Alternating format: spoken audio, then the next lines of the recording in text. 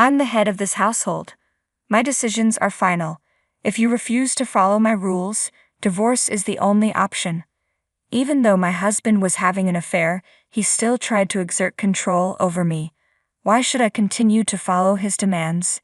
If that's how he feels, then let's get a divorce.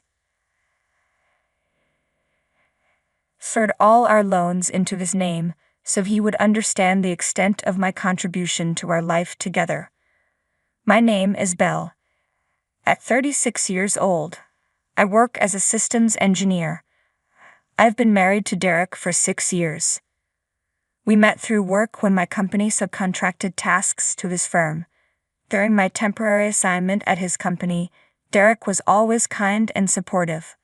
As we spent more time together outside of work, our relationship grew, leading to his proposal, which I gladly accepted. When I got married, I left my engineering job at the company.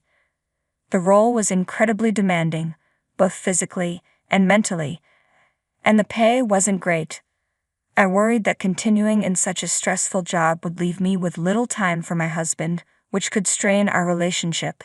So I decided to transition to freelancing, which offered the flexibility to manage household responsibilities and spend more time with him. Initially, freelancing didn't bring in much income, but with my engineering background, I gradually attracted more clients and saw my earnings improve. I was pleasantly surprised by how quickly my income grew and felt grateful to my husband for supporting us during those early, lean months. I dedicated myself to managing the household, even though cooking wasn't my strong suit. I used recipe books to try new dishes every day, hoping to bring a smile to my husband's face. Thanks for taking care of the cooking and cleaning. It really makes a difference. My husband's praise for my housework brought me joy. In the early days of our marriage, we respected each other and enjoyed a happy life together. After a few years, he suddenly suggested, "Don't you think it's time for us to get a new house?" A new house? I was taken aback. This wasn't like him, as he rarely saved money. Shouldn't we save up a bit more first? What are you talking about? I've been earning a good income, haven't I? Yes, but haven't we avoided any financial issues since we got married? I'm able to manage thanks to my income. I thought but couldn't bring myself to say it to my husband. While he gave me money for household expenses, he tended to spend his own allowance before payday. I made sure to save as much as I could from my earnings and contribute it to our budget. This way, we avoided financial issues. I appreciated being able to live comfortably with his initial support when we first married, so I never mentioned that my income had grown. I didn't want to undermine his self-esteem by revealing that my work-from-home job was bringing in a significant amount. Even if I felt I was spending too much, our lifestyle remained stable, suggesting that my income had likely increased. Perhaps he wasn't fully aware of his own financial situation. I was taken aback by his suggestion, but he seemed eager to build a new home, and I couldn't stop him. "What kind of house are you envisioning?" I'd asked, trying to figure out how to meet his wishes within a budget. However, his list of conditions kept growing. But if we want to include all these features, won't the house end up being quite expensive? It's no big deal. This is a once-in-a-lifetime purchase, and my income should cover it, right? My husband's confidence puzzled me, and in that moment I regretted not sharing the details of my income with him. I decided it was time to set things straight. Derek, when it comes to household expenses, I contribute a significant portion of my income as well. For some reason, he didn't believe me. "Please, don't be so dismissive." "I'm not lying, but I'd prefer if we bought a more affordable house," I explained. However, he dismissed my concerns and ended up using his salary to take out a loan for a house that stretched our finances. Initially, I thought we were managing our money well, but over the years, his spending habits became increasingly extravagant. He started splurging on designer clothes, watches, and frequent nights out with his colleagues. Despite working overtime to compensate, his reckless spending became hard to ignore. Eventually, he decided to build a new house, and despite the financial strain, he made it happen. Wow, this house is incredible. It really feels like a mark of success, doesn't it? My husband's excitement was understandable. The new house was indeed impressive, spacious, beautiful, and comfortable. My workroom had expanded, allowing me to fit a large desk and work more efficiently. The improved workspace had boosted my productivity, which I truly appreciated. However, the monthly mortgage payments were a constant source of stress. My husband didn't seem to grasp the full impact of our long-term loan. Though the house was in his name, his tendency to overspend meant his account was perpetually empty. Consequently, I had to transfer my income to cover the mortgage. Frustration was growing, and eventually, I decided it was time to have a serious conversation with him about it. Don't you think you've been spending too much lately?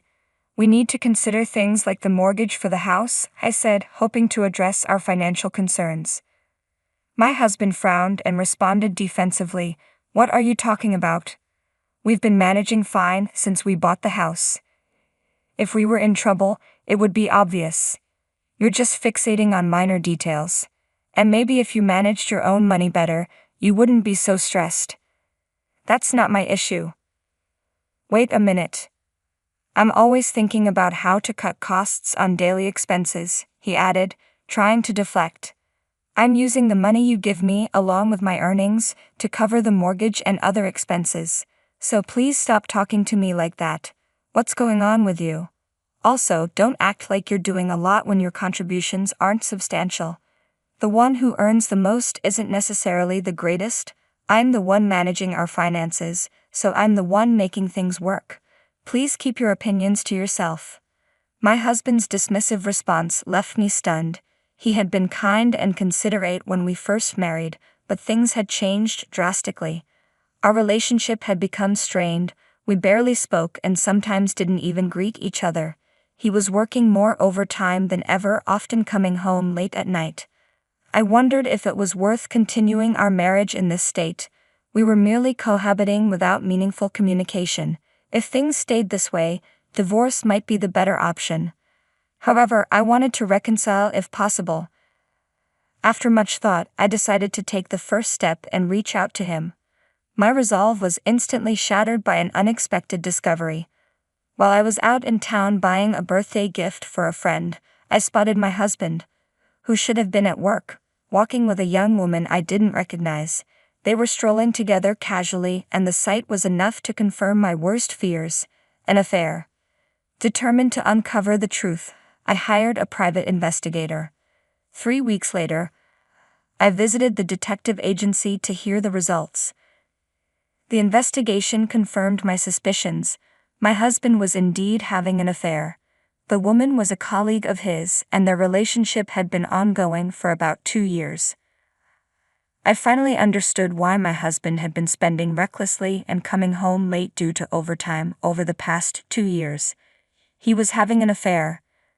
The anger I felt towards him, especially after the verbal abuse he had directed at me, was overwhelming. It felt humiliating to have tried to protect his self-esteem and our marriage when he was the one betraying me. Determined to act, I set aside any remaining doubts and resolved to confront him. I hurried home, finding him lounging on the sofa, engrossed in a sports program. I positioned myself between him and the TV and spread out the evidence of his affair before him. "Explain this." He looked momentarily stunned at the photo evidence but quickly adopted a defiant attitude. "Oh, that's Meg. She's my new wife." "New wife?" I asked, bewildered. "Now that you know the truth, there's no reason to keep you around. Unfortunately, you're no longer needed." "What are you talking about?" "To be honest, I don't see a place for you in my life anymore.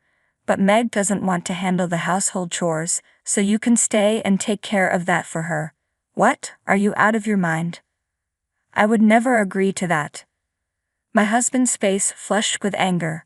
"I'm the breadwinner in this household, so my decisions are final. If you can't follow my orders, then we'll get a divorce." Despite his affair, he still tried to exert control over me.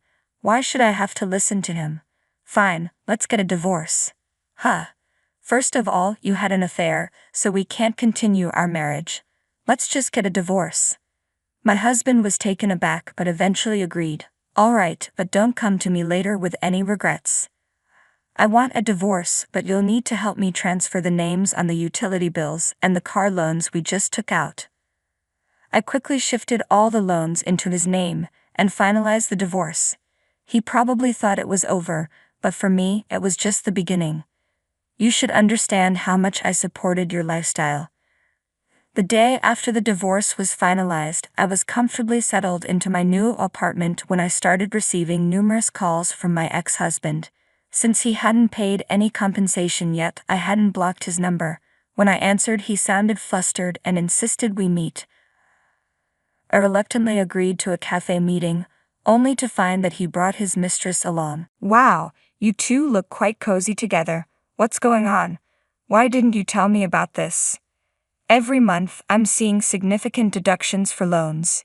And why are the food expenses, car loans, utilities, and everything else so high? What's the point of shifting all of this onto me? I divorced you and left the house, so it's only fair. I don't have any other motives. Shut up. This is fraud. I'm going to sue. My ex-husband and his mistress exchanged glances, their arms linked as they glared at me. They tried to blame me for everything, but I wasn't about to accept such absurd accusations. It's your fault for not understanding the situation correctly. I provided you with various documents, didn't I? Since the loan for the house was originally in your name, it's only fair that you cover those expenses. I've been transferring the necessary funds into your account. How could you manage such large payments with your limited income?